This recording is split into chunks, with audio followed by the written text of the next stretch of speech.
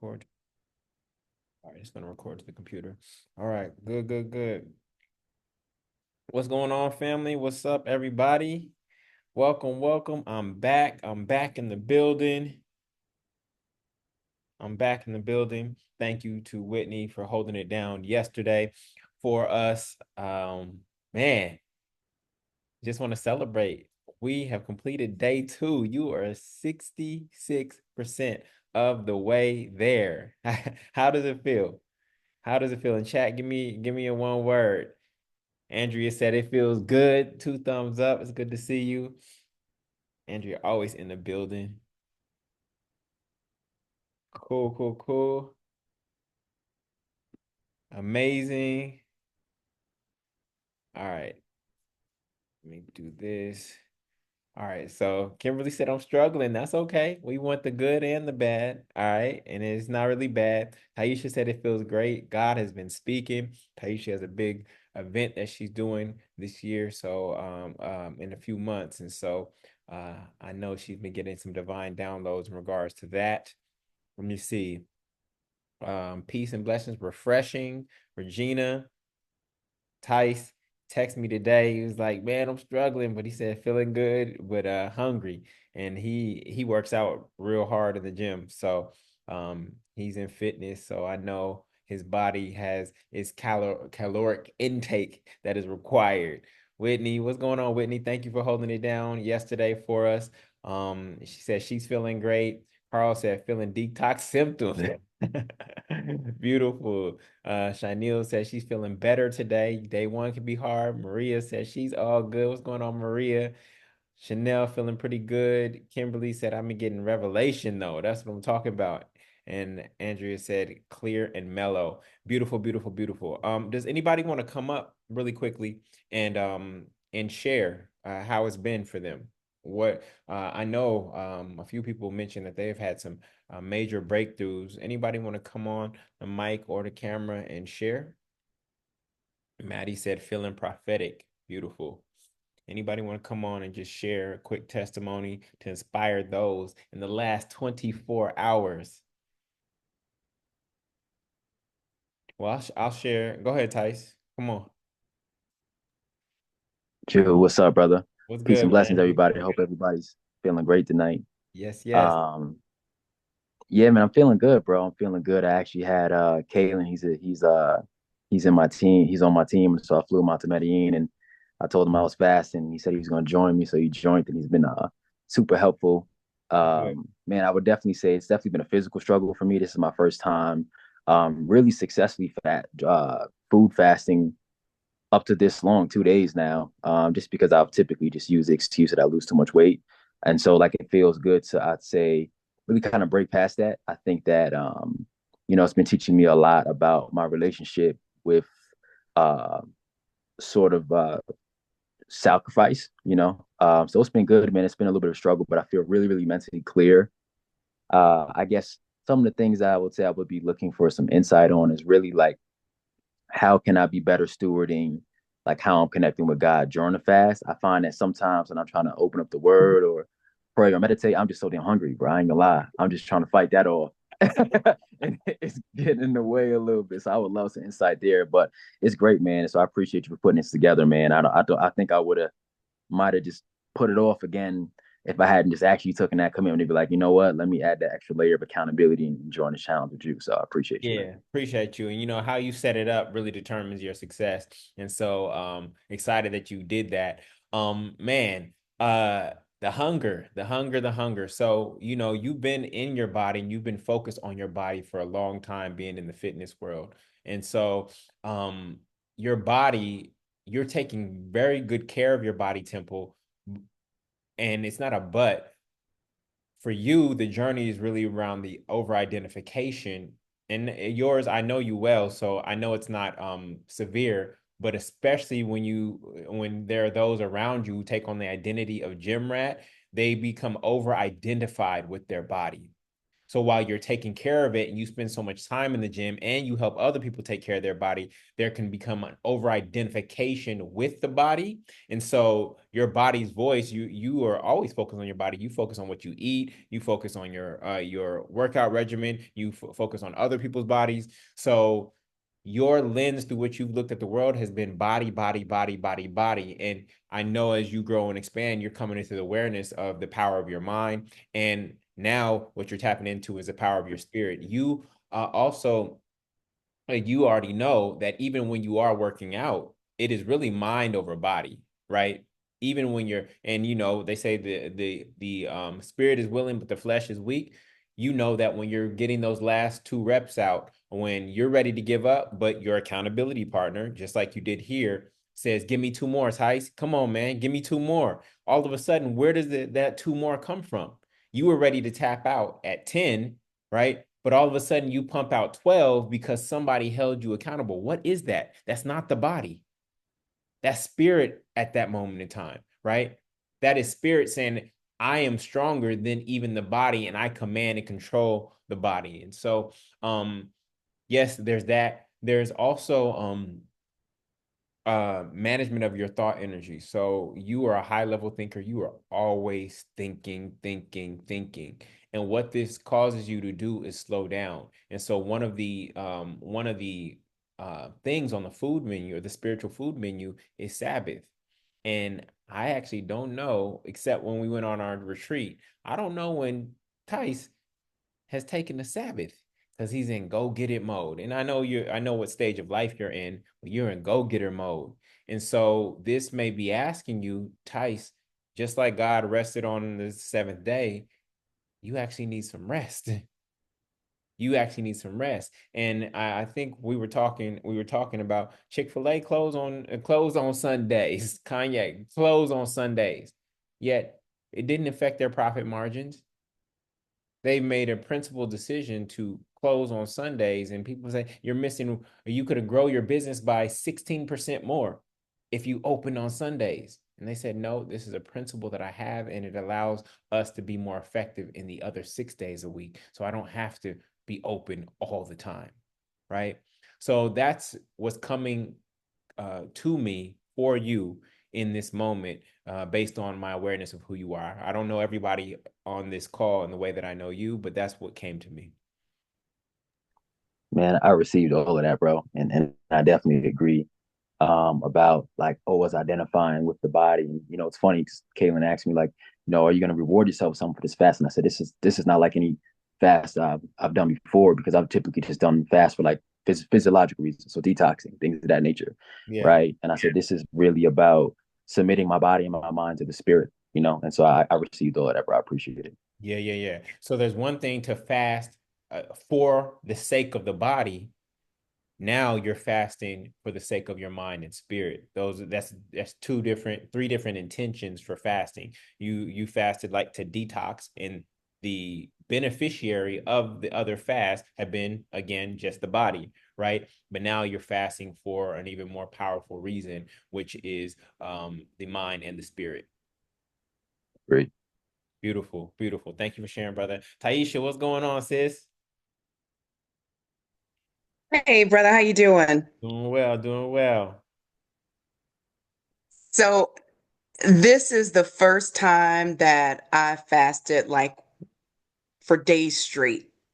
Okay. Normally, when I fast, it would be like from a certain time during the day, and then that night I would eat or something like that. Yeah. So I knew going in that this was going to be a challenge, but I was ready for it. Like I came into this fast expecting something from God, to hear from God. Mhm. And first day wasn't too bad. Today was challenging. I did have some temptations. There was a point where for lunch I went in the kitchen to grab something, and Holy Spirit just convicted me and said, "Wait a minute, no, don't touch that.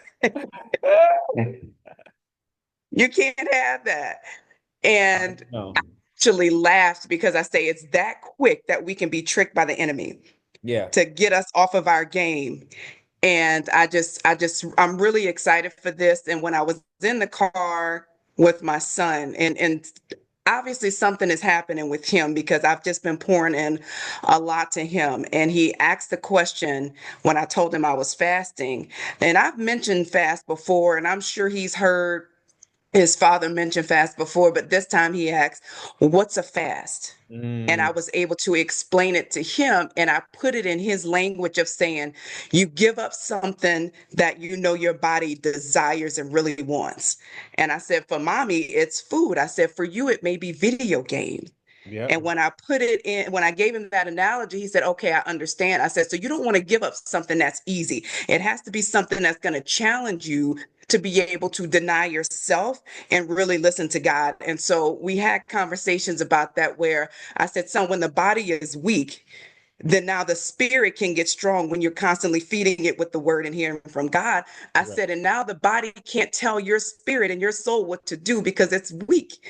And that gives your spirit an opportunity to take control and tell the body what it is going to do.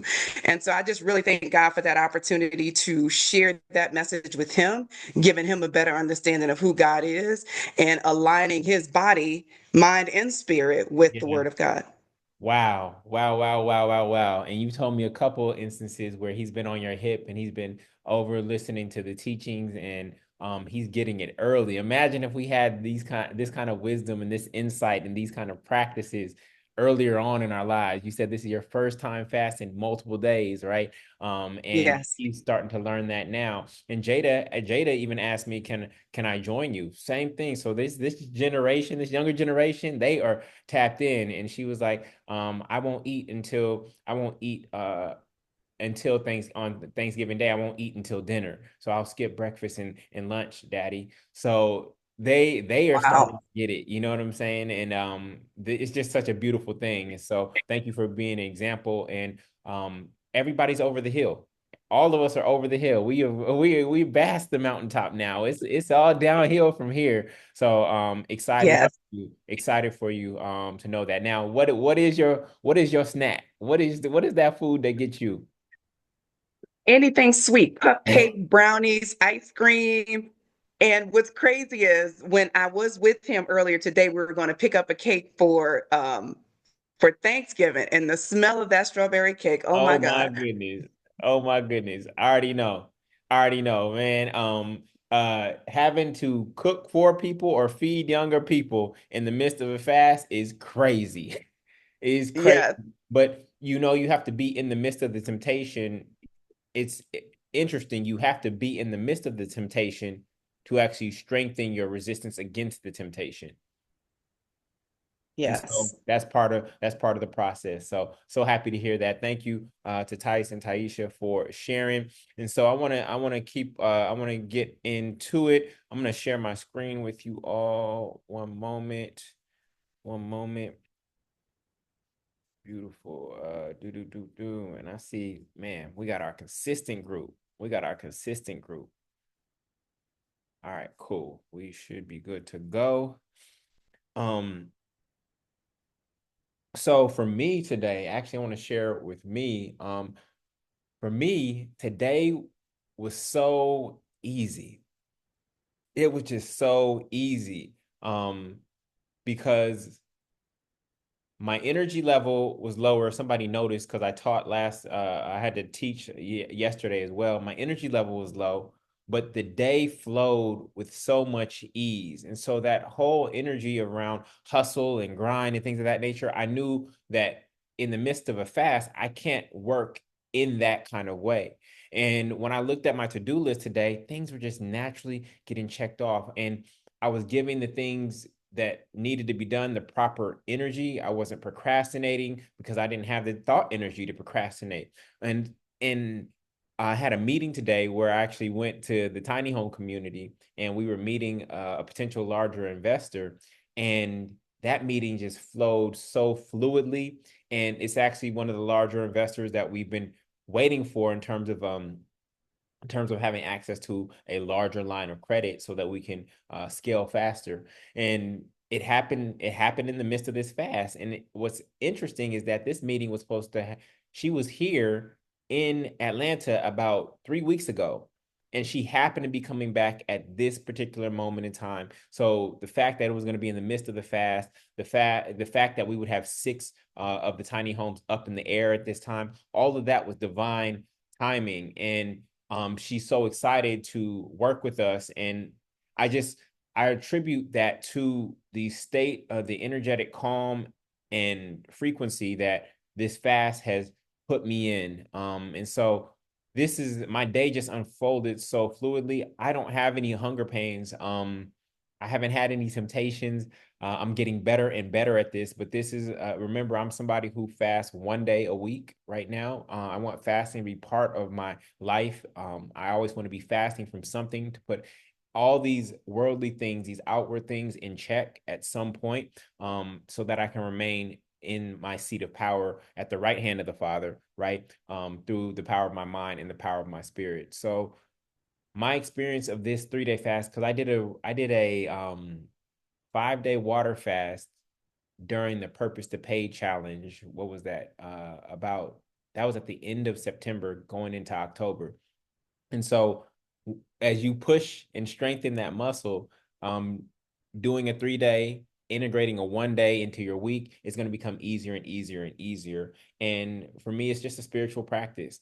And as I share with you on day 1, we want to make sure that we're not doing it in a performative way, that I'm fasting to get this from God. That's not why we fast. But here's what I want you to know. When you do fast, you typically get something from God. Okay. We're not doing it to get something from God. We're not doing it to get brownie points, no pun intended, because we're trying to stay away from food right now. We're not doing it to get brownie points. But what I've noticed is that there's always some sort of experience of God that most people have in the midst of the fast, right? So as I decrease, He's able to increase. God in me is able to increase, and that has been my experience. And so when you experience God, you move from believing in God to knowing God.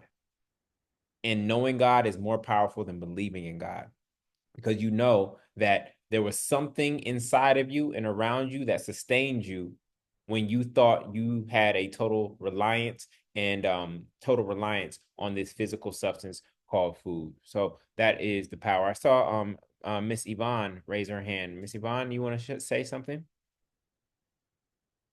Yes, good evening, everyone. I wanted to say, piggyback off of what you said, Julian. My day was pretty smooth too, and for me, I've fasted many years now, on and off throughout the year, because I used to, when I was going to church, it was a corporate thing every year. But even in that time, I always prayed to stay in alignment with God. I always fasted and prayed for that balance and that mindset to make sure that I don't stray or I don't go back to like old ways or old habits. And I want to continue to be in alignment with God. And so when the fast was beginning, now for us to do a few days before Thanksgiving, I was like, yes, I need to jump on this because I only fasted once so far this year. I make it a practice for myself to fast because I want to be better spiritually every single day. And so I make that my practice to fast at least 3 or 4 times a year for Mhm. not a whole long time, a significant amount of time, but maybe at least a month at a time. And I don't fast like liquid all day. I may fast from, like your daughter said, I'm not going to eat breakfast and lunch. I'll just have dinner. And then Mhm. I'll fast the rest of the next day Yeah, until dinner, that type of fast. And it intermittent. works. And it's very helpful. Keeps Yeah. me in alignment. Beautiful, beautiful. Thank you for sharing. Okay, so I missed out. Whitney updated me on your gratitude showers. I hope you got that was an opportunity to have more appreciation for how amazing your body is. Remember, we're not supposed to demonize the body. We're supposed to harmonize with it. But in this material realm, because the body is physical, what happens is, Andrea, what is that? All the body parts? What did you write down? All the body parts? We can't hear you. Oh, your mind. Yes, yes, yes. So I know this week, this night or day's homework was to give thanks for the mind. And so Andrea was showing her work. And so because the mind is a non-physical thing, right? Remember, the mind is not the brain. I'm sure that this was a little bit more challenging for folks. But in chat, can you please let me know what are some of the things that you were grateful for in regards to your mind? What were some of the things that you noticed that you were grateful for in regards to your mind? You know, one of the things that people affirm me for is my play on words. And I know that my play on words comes from the power of my mind. I actually learned, I started off as in hip hop because my best friend rapped, and I would always end up on the third verse, even though I was nowhere near as good as him. And then that translated into poetry, then it translated into motivational speaking. And now I just get to play with words. I create words, and that's one of my unique gifts and what I'm grateful for in terms of my mind. Amelia said, "My depth of thought. I love how deep I am and how deep I can go with myself." Andrea said her discernment, her breathing, her connection, her visualizations. Kimberly said her perspective. Shineel said her intuitive downloads. Um, Miss Yvonne said the ability to produce free thinking. Man, there's some adults on this earth who have never had an original thought. There are some adults on this earth that have never had an original thought. Dr. Regina said her mind is what keeps her at peace. A lot of people's mind give them chaos. Amanda, what's going on? Amanda says intuition and the ability to process thoughts. Andrea added more memories, willpower, channeling, the vastness of my mind, the expansiveness of it. Taisha's mind brings her peace and silence. Brandy, the ability to see the good in others, beautiful perspective. Kimberly said uncovering real truth, right? So anything in particular to the unconscious mind? Anything in particular to the unconscious mind? The unconscious mind is more representative of the body. For me, it is all of the functions in my body that are happening for me that the mind is governing without any thought. I think they call that the autonomic nervous system, right?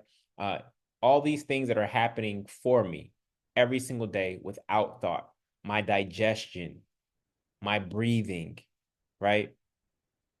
That's really, really powerful. Imagine if you had to manage all of the internal things that were happening inside of you every single day. My heart beating. I don't have to think about that, right? It's automatically happening. The body is automatically taking care of itself. You get a cut, and what happens? The body is self-healing, right? That's the unconscious mind. Now, when it comes to the subconscious mind, what are you grateful for in regards to your subconscious mind? Your subconscious mind. I'm grateful for the memories that it stores and my ability to access those memories when I'm tapped in and to go back to those feelings, right? Of a friendship, of a smell, of a moment in my childhood, right? And in the conscious mind, I'm grateful for its executive power to actually choose and make decisions and plant new seeds in the subconscious mind to produce new fruit, right? So this is what I love about my mind. And uh yeah, I'm really grateful for it. But because it is unseen, right? Oftentimes we disregard it. And when we get to the spirit, that is even more unseen for people. People are more disconnected from the spirit. And so we're going to get into that later on. All right. So what I want to do today is I actually want to prepare you for prayer. We talked about prayer in my teaching yesterday. We talked about prayer and not praying in comparison to, right, other people, but praying and using the same prayer energy and thought energy to simply pray for all. I don't want to pray just for myself. I don't want to pray just for me to win. It's just as easy for me to pray and send out the energy for everybody to be in abundance, everybody to be winning, right? And so today I actually want to give you some more details in terms of prayer. Okay. So we're going to pull from Matthew 14:17 through 21. And in this, Yeshua says, this is about the multiplying of the loaves. We have here only 5 loaves of bread and 2 fish. And they answered, Bring them here to me, he said. And he directed the people to sit. He directed the people to sit and down on the grass, taking the 5 loaves and 2 fish and looking up to heaven, he gave thanks and broke the loaves. Then he gave them to the disciples, and the disciples gave them to the people, and they all ate and were satisfied. And the disciples picked up the 12 baskets full of broken pieces that were left over. And the number of those who ate was about 5,000 men, besides women and children. Okay. So, what is the lesson here? What is the lesson here? Oftentimes, when it comes to Thanksgiving, which is the holiday, or in some cases, unholy day, depending on how you look at it, if we take the essence of it, which is to express gratitude, what do you notice Yeshua do here? What do you notice Yeshua do here that we, in our human material experience, we typically do backwards? What you'll notice here is that before the 5,000 were fed, Yeshua gave thanks first, not last. This is a very, very powerful principle. He gave thanks first, not last. Oftentimes, when we are engaging in any kind of activity with a business or with a significant other or a friend, they do something for us, and then we say, thank you, right? We say thank you on the back end after something is done. But if you take this spiritual lesson and principle that we are actually meant to say thank you in advance of things being done, knowing that they are already finished. My food is to do the will of him who sent me and to finish his work. So the work is already finished. God is already the Alpha and Omega. God already sees how this is all going to play out. And if we believe that all things are working together for our good, then guess what? We can give thanks in advance before we've actually seen the physical manifestation of that thing unfolding. In fact, your inner eye is what is able to see the good coming out of things. Somebody said their mind allowed them to see the good in others.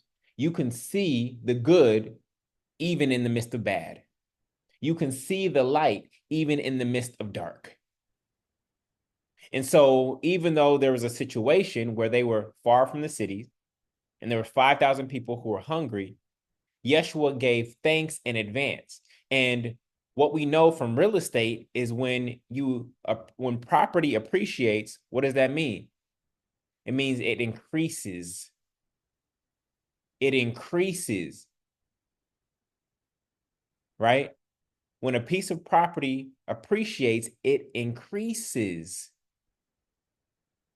So if we take the word appreciate, when you appreciate the things that are in your life that already exist, the 5 loaves and the 2 fish, when you appreciate that which you already have, guess what happens to them, family? They increase. They increase through appreciation, through giving thanks to them in advance, even when they're small. Even when they're small, we tend to only appreciate things that are big in magnitude, big pay raises. But did you appreciate when you found $1 on the ground? Did you appreciate when you found a dime on the ground? Did you appreciate that moment? Did you appreciate your colleague just saying hello and really asking, how are you, in a sincere manner, not just in passing? Are you appreciating those things? How often do you say thank you? How often do you say thank you? And do you typically only say thank you after you've received something? Or do you say thank you in advance? Watch this. You want to change your experience of life? Watch this, family. Next time you go to a restaurant, I want you to try this. I want you to thank the waiter or waitress in advance. And if you want to take it up to another level, tip them in advance. See, the kingdom of God operates in the opposite way to how we operate down here. Not even down here. You're down here in consciousness, not down here in physical location. Okay. I'm not suggesting that heaven is in the sky. The kingdom of God typically operates in the opposite. How do we know that? Because the first shall be last. The first shall be last. So we've learned to say thank you on the back end. What happens if you thank people on the front end? Thank you. What kind of service, just on a scale of 1 to 10, if you had to now give this restaurant a review, or this waiter or waitress a review, on a scale of 1 to 10, how good is their service going to be if you thank them and even tip them in advance? Give me a number on a scale of 1 to 10. It's going to be through the roof. They already tipped me. They thanked me in advance of me serving them. This is a very, very powerful, powerful concept that Yeshua is teaching us, right? To give thanks in advance of receiving, not waiting to receive, then giving thanks. And by giving thanks in advance, not only do you receive faster, you receive more. Not only do you receive faster, you receive more. If you are ungrateful in $10, you think that having $100 is going to make you more grateful, but that is not how it works. When you are grateful with the $10 that you have, then what happens is God wants to give you more because you've already expressed gratitude for what seems like little. If you're ungrateful in $10, the assumption is that you'll be more grateful with $100, but that's not how it works. An ungrateful attitude is ungrateful regardless of how much they have. This is why many people who make a lot of money still feel empty and still feel poor, because it is the ungratitude or the lack of gratitude that creates their poverty. Their poverty is not based on what they have. Their poverty is based on their mindset that keeps them in a state of consciousness about what they don't have. It is not a reflection of their bank account. We've been taught that poverty is a reflection of your bank account. No, poverty is a reflection of your level of gratitude. Do you even appreciate what you have? You have 10 houses, a yacht, every car that you desire, but you still look through the lens of lack. Your poverty is not based on your bank account. It is based on your degree of gratitude. Are y'all understanding this? So we want to give thanks in advance of seeing any results. We want to give thanks in advance of seeing any results. We want to change where we give thanks in the equation. Because if we don't do that, what happens is if we don't receive what we desire, then what happens? We don't give thanks. When we have plenty to be thankful for right here and right now in this moment. This making sense? This making sense? All right. So what I now want to transition into is teaching you how to pray over the food that you are going to be eating tomorrow night at 8 p.m.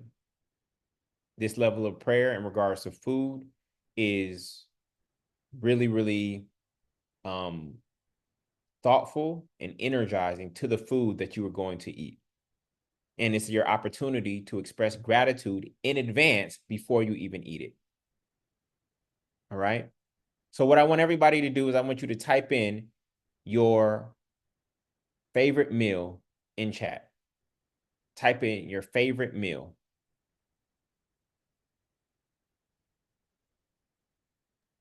Man, I ain't trying to think about no food right now, man. Ah, and you're gonna start salivating. I got a whole another day to go, brother. Hold on Hey, now. hey, hey, you right about that. It's probably not a good time. Pizza? What kind of pizza, Kiki? Clarity and chicken and rice and gravy. Brisket fries. What is that? Brisket fries? Yo, I ain't never heard of that. Curry chicken, blackened salmon on salad, shrimp and grits, tacos, salmon and veggies, fried plantain, hot wings, gumbo. Taisha down there in New Orleans, down south, Baton Rouge, steak and crab, great macaroni and cheese, fried turkey wings. Oh, my cousin's wife makes the best macaroni and cheese. I can't wait till Thursday. Orange chicken from where? From where? Don't say Panda Express. Roasted lobster. Oh, y'all got some. Y'all palates is y'all palates. Y'all got some expensive palates. All right. So watch this. Here's how I want to teach you to pray over your food. Okay.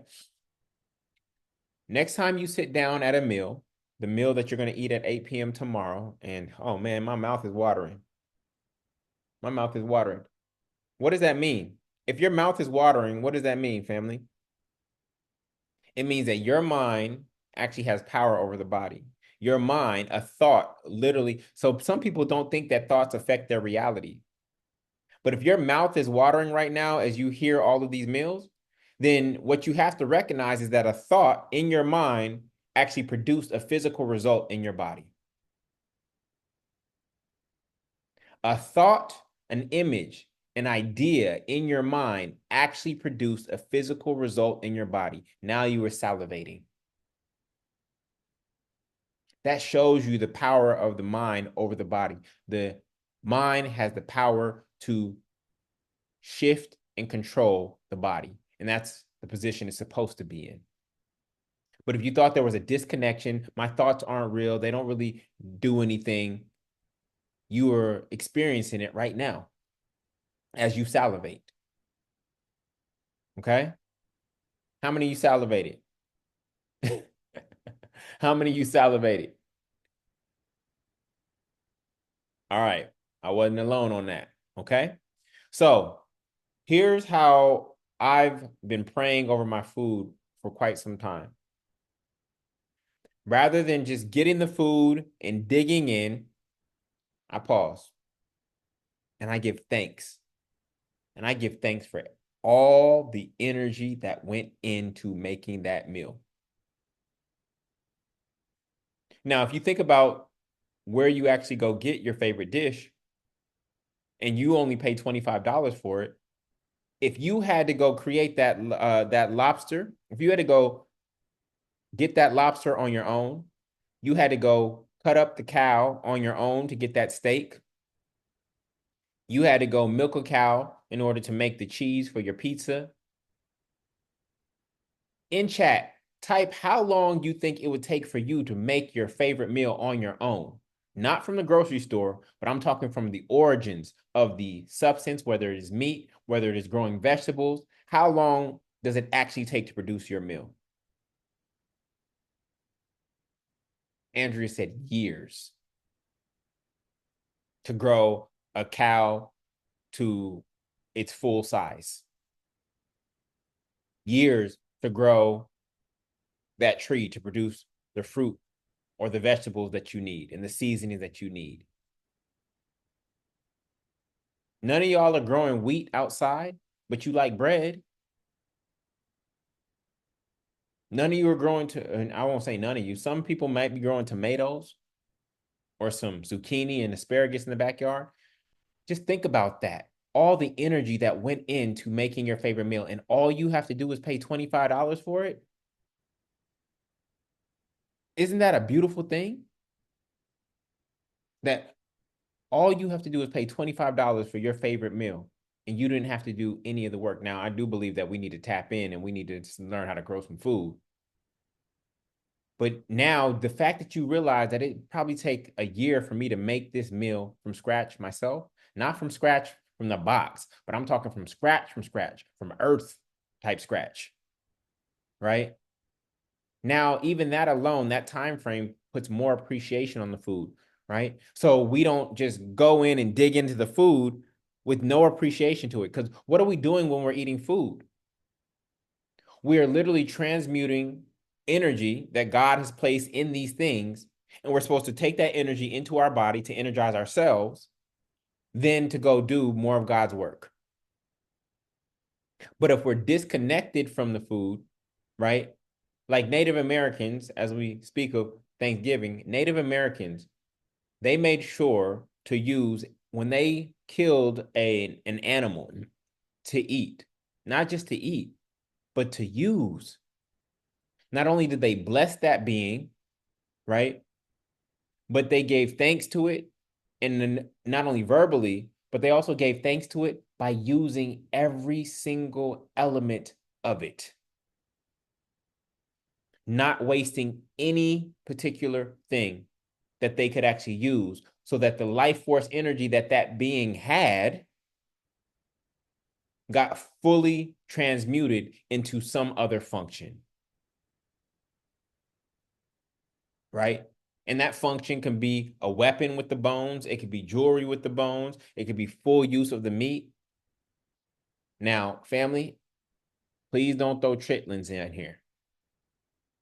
That part you can let go.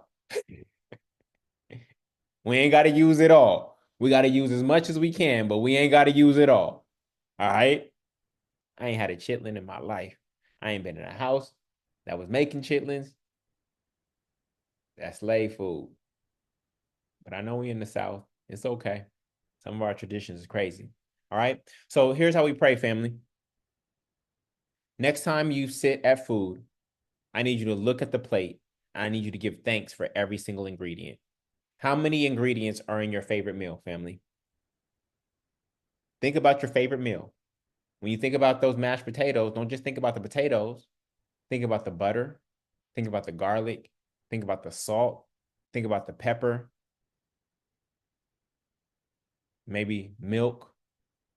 I want you to count up. Take a moment and count up how many ingredients are in your favorite meal. And the reality is that some of you don't even know how many ingredients are in your favorite meal. Some of the ingredients are unseen. What's in that special sauce they put on top of that salmon? In chat, let me know how many ingredients you think are in your favorite meal. You might only see 3 things on the plate, but how many things went into making those 3 things? Let me know in chat. Y'all counting? Taisha said at least 20 plus things. Kaylin said 15 or more. Right? So when you pray at that meal, before you just dig in, take some time. I want you to thank every single ingredient that you are aware of. Similar to our gratitude shower, how we were thanking the various parts of our body, right? You're going to do the same thing for your food. All right? Everybody here has at least 10 or more ingredients in their favorite meal, unless you're just eating the mango off the tree, 1 ingredient. But even a mango has a couple ingredients. What are the ingredients to a mango? What are the ingredients to a mango? I can still give thanks for what? The water and the rain that went into it, and the sun that went into it, right? And the soil, right? So now I need you to think about your favorite meal. Think about your favorite restaurant. And I need you to think about how many people contributed to you getting that meal for $25 in front of you. Think about the hostess of that restaurant. Think about the sous chefs, the main chef, the restaurant entrepreneur, all the distribution trucks and truck drivers, all the way back to the farmers, to where all those 15 plus ingredients came from, each one individually, coming from different places. The day laborers in California that pick some of the things, how many people do you think actually contributed to the entrepreneur that owns the trucking company, to the gas that moves the trucks? How many people do you think contributed to you getting your favorite meal for just $25?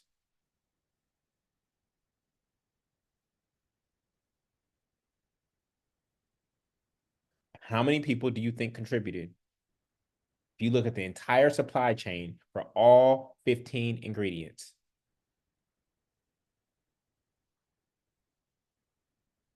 I think, yeah, I think Amanda and Maria are right. It's hundreds to thousands. Hundreds to thousands of people that actually contributed to you getting your favorite meal for $25. Okay? Right? When you think about every entrepreneur, every employee, every farmer, every truck driver, everybody that works at the restaurant. And then when we go to the raw ingredient, like we did with the mango, we also still have to give thanks for the other Son of God, the sun that lights this world, the soil, the water, and every animal involved. And if you aren't aware, bees are responsible, the pollination process is responsible for about 80% of the fruit-giving trees. So if there's any fruit on your plate, we also have to give thanks to the bees and the flowers that gave them the pollen. So do you see how much is interconnected into you having what you want? This is why I truly believe that all things are working together for my good, for our good, because you didn't have to think about all of those moving pieces. And so when we eat, we want to take some time, and it's worth the time. Oh, I don't like my food cold, Julian. Well, you should be grateful that you just even have food, because you didn't have to go grow that. You didn't have to farm. You didn't have to travel extensively to get all 15 of those ingredients. You don't have to carry them on your head and walk 2 miles from someplace, from the market. So this Thanksgiving prayer, it may be longer. You may just do it for yourself. Or for those of you who are cooking, you can do it as you actually cook, as you see the ingredients. You give thanks for all of them. You energize the food. Because some of us are eating dead food on Thursday, tomorrow. Some of us are eating dead food, right? Some of us are eating life-giving food. But even if the food is dead and this life force energy is gone, you can re-energize it based on how you transmute that energy and how you use it to do good and to do God once it is in your body. Now, if you get the itis, what does that mean? If you get the itis, it means that you had food that was taking life from you. The food lowers your vibration. The food made you more tired. It didn't energize you. So this is also about us thinking differently about what we are putting into our bodies. Okay? All right? So, is that helpful? Is that helpful? Literally in your prayer, you can name the actual ingredients.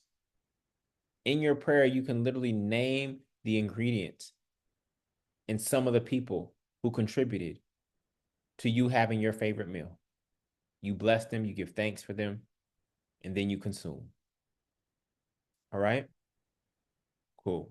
This is all about you being more mindful. So now we are 24, almost 23 hours away from us finishing our fast. We are past 66%. All right.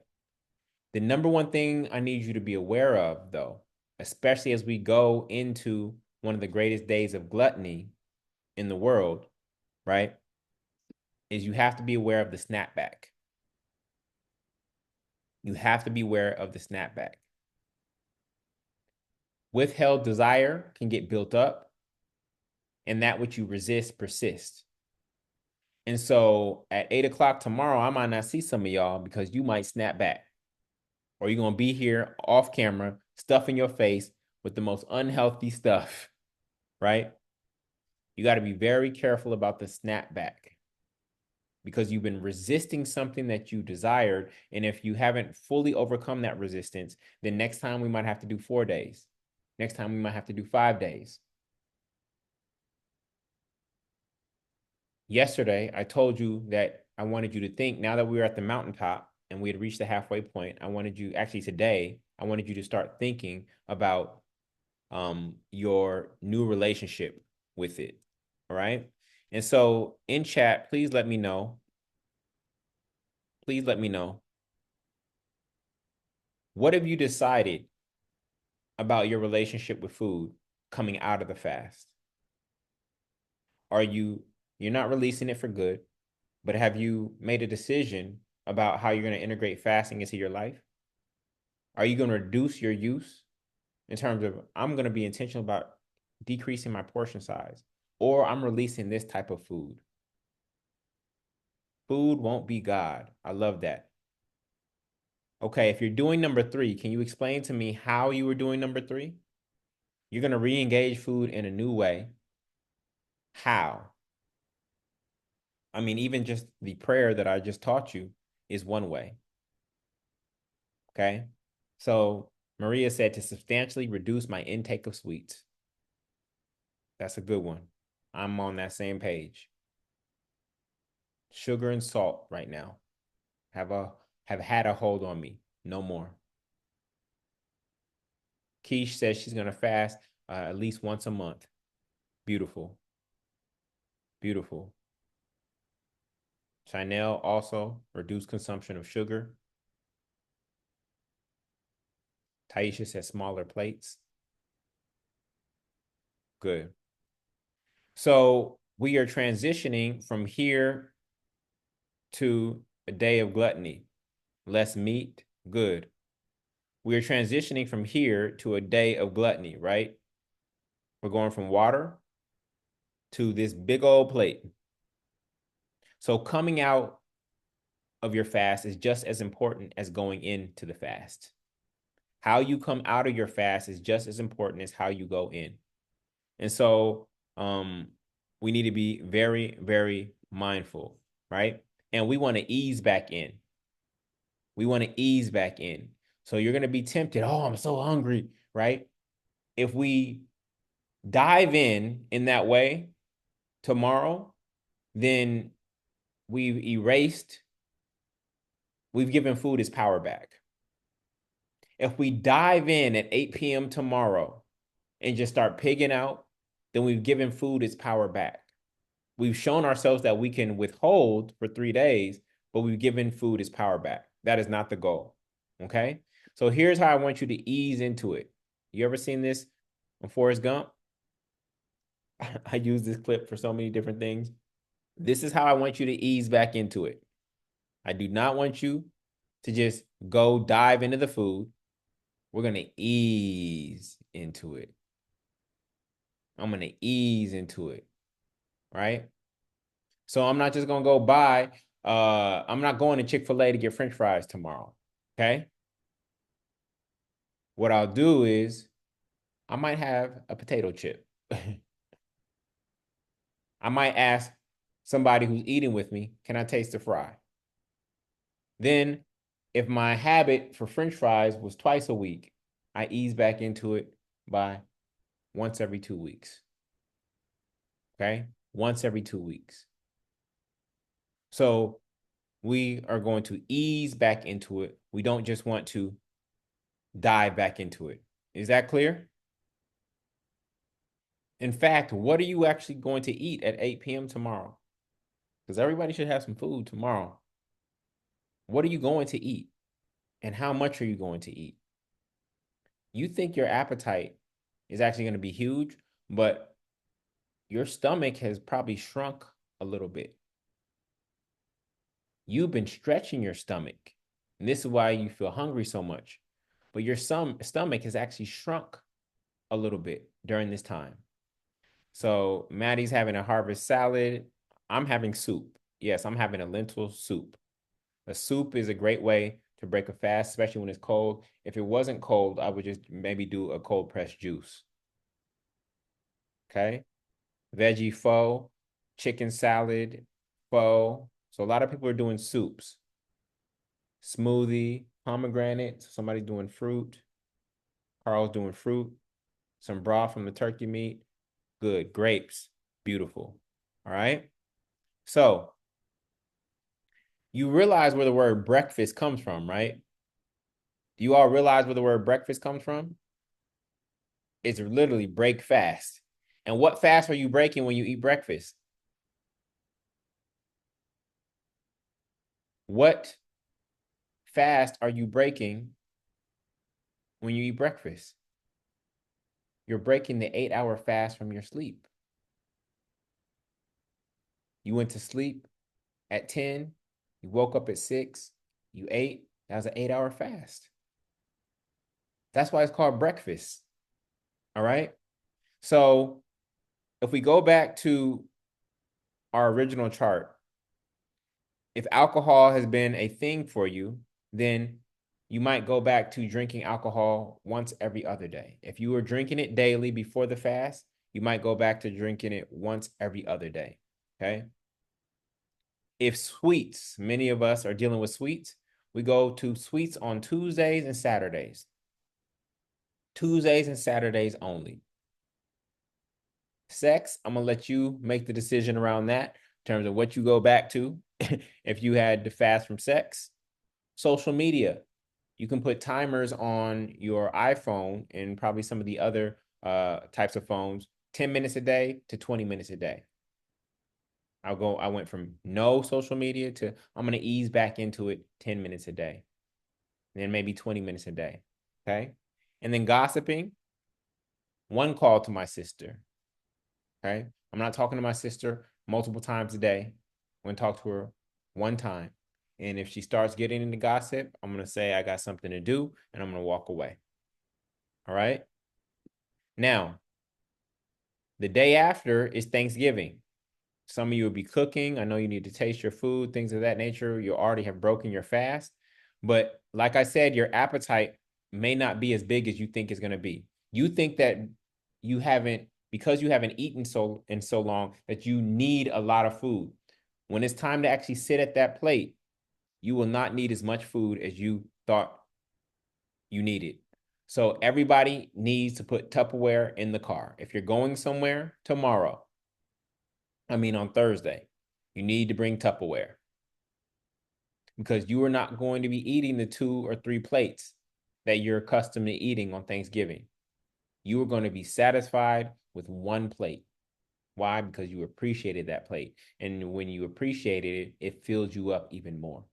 You're going to be grateful for all the people who contributed to every single dish. You're going to be grateful for all the ingredients. Everybody who worked to pull those ingredients out of the ground, everybody who the butchers that had to cut the meats up. And so the meal is going to fill you more than it may have filled you in the past when you were just eating to fill your stomach. And so I need everybody to bring Tupperware with them in the car tomorrow.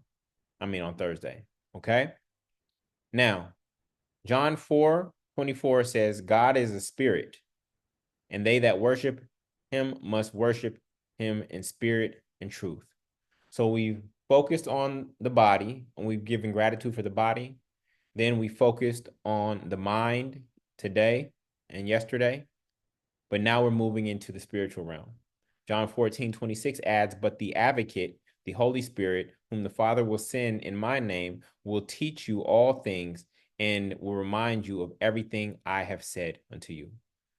So now we want to spend this last day, which for many of you may end up being the hardest day. For some of you, it's going to be the easiest day because you've already transitioned into, wow, food is not as necessary as I thought it was. I was just eating because there was food available. I was eating 3 times a day because that's what they trained me to do. They trained me in the food pyramid. At school, we had food before school. Then we had unhealthy, sugary foods before school. Then we had cafeteria food at lunch. Then I had dinner, and I've just been trained in this way.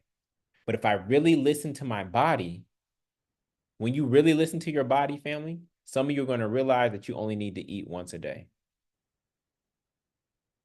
Some of you are going to come to the awareness that your true hunger, not your cravings, true hunger, when the body needs energy, is going to end up being once a day for some of you, with a few snacks in between. What some of you are experiencing, especially working at home where the refrigerator is right there and you didn't pack a lunch and take it with you, etc., is that you end up grazing all day long. You find yourself in the kitchen over and over and over again, and you just put something in your mouth kind of just to fill time and space, but not because you're truly hungry. So your relationship to food is going to change as a result of this. Now, you may slip back in and end up back where you were before, but you're going to see in this week that your relationship to food has changed. And so your day 3 assignment is to give thanks to the Spirit. That's what I want you to think about on this 3rd day. What does the Spirit do for you daily? We talked about what the body and the mind do for you. What can you experience thanks to the Spirit? And again, this is going to be harder because it's even less physical, right? We are taught to appreciate physical things. This is less physical. How has the Spirit protected you? How does the Spirit guide you? What couldn't you do if your spirit wasn't functioning? All right. So your challenge is to just get a piece of paper, post-it note, whatever, and write 30 things in 10 minutes throughout the day around gratitude for the Spirit. The Spirit. How it guides you, how it protects you, what it does for you, what wouldn't be possible if it wasn't functioning. That is going to be that's where I want you to direct your thought energy in this 3rd day. Because ultimately, the Spirit is more powerful than the mind and is more powerful than the body. The body is going to die. The body is going to disintegrate. Okay? The Spirit is eternal. It never dies. It will last beyond anything because God is Spirit. You just return back to the one. Right? So that is the focus for the next 24 hours, is you reconnecting or strengthening your connection to the Spirit.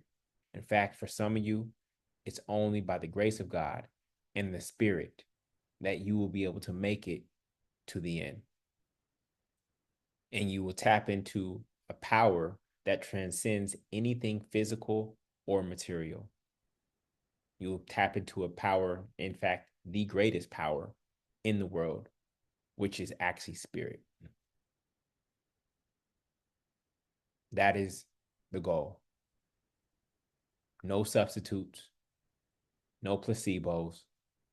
We are going into day 3, and we are strengthening our connection to the Spirit. All right.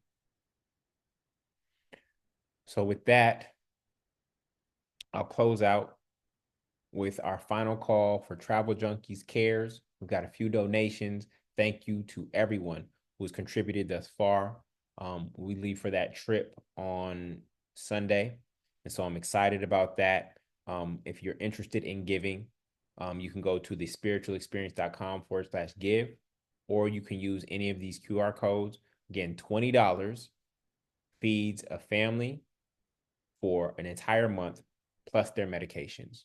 And this distribution will actually be in Kenya. All right. This distribution will be in Kenya. All right.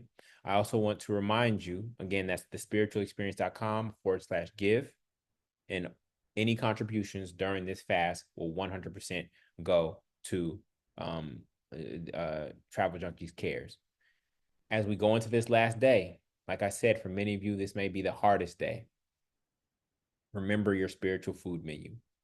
Prayer is talking to God. Meditation, listening to God. Music, praising God. Spiritual text, studying God. In fact, yesterday I played the handpan. Yesterday I played the handpan. I was freestyling and having fun. Nature, feeling God. Gratitude, thanking God. Breath work, connecting with God. Creation, channeling God. Community service, serving God. Community, gathering God. And Sabbath, resting in God. What spiritual food have you relied on the most during these past 2 days?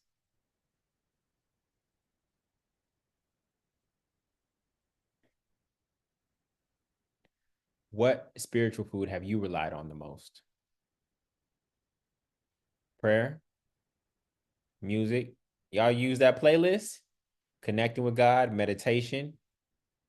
Oh, Shael said she used the playlist. Good. Journaling, worship, talking and listening to God, reading, breath work, worship, music, prayer. Good, good, good, good. Now, how many of you have ever run a half marathon or a marathon? How many of you have ever run a half marathon or a marathon? Oh, you need the music playlist? Let me give it to you. If you didn't get it, it's thespiritualexperience.com/playlist. That'll take you to the playlist I created for you. All right. Have you ever heard of the concept of the second wind? You ever heard of the concept of the second wind? What happens in the second wind? The second wind is where you felt you were going down and that you weren't going to be able to make it to the end, but then you tap into something else. You ate, you trained, and you prepared for this 5K or this marathon. And you're at the 3K mark and you're like, I'm not going to make it. This is getting tough. But what happens is nothing changes except you tap into a source that goes beyond the physical. Your second wind comes from your will. It comes from your spirit. It does not come from the body. It is not you tapping into a different energy source from the body. You are tapping into the mental and the spiritual. It is your will at that point that is greater than the body. The body is feeling weak. The body is saying, I can't go any further. But you, as the mental and spiritual aspect of yourself, right, tap into a new renewable energy source. And that is where you get your second wind from. So you are going to experience that in this final day. The moment you feel weak, the moment you're ready to give up and give in, I pray that you are able to tap into your second wind. I pray that you're able to tap into your mental strength, and I pray that you are able to tap into your spiritual strength, because those are what are greater than the actual body. All right? So I look forward to seeing you tomorrow at 8 p.m. as we celebrate. Keep your mind focused on the spirit and how grateful you are for how the spirit moves in your life, how it protects you, how it guides you. Try to write down 30 things that you notice about the spirit and that you appreciate about the spirit in your life and what it's done for you. And we will come back tomorrow. We'll share some of those. We'll share any final celebrations, any breakthroughs, any takeaways that people got from this experience. And that will conclude our 3-day fast. Get your soup ready, get your salad ready. Don't jump into something heavy. Maybe one piece of chocolate. All right. And I will see you here tomorrow. Actually, we'll be on a different Zoom link. We'll go back to the original Zoom link. I had to switch it up tonight. I'll make sure to send out the right one. We'll go back to the original Zoom link from Sunday and Monday, and we will meet here tomorrow at 8 p.m. Eastern. All right. Again, here are the QR codes for Travel Junkie Cares. If you feel compelled to contribute and to support a family with their monthly needs. And yeah, love y'all. Get some rest. When you wake up, family, guess what? It'll only be 8 hours left. I mean, 12 hours left. When you wake up at 8 a.m. tomorrow, there will only be 12 hours left. You got this, family. I know you can do it, and I can't wait to see you and celebrate with you at 8 p.m. tomorrow. All right? Much love, everybody. Peace.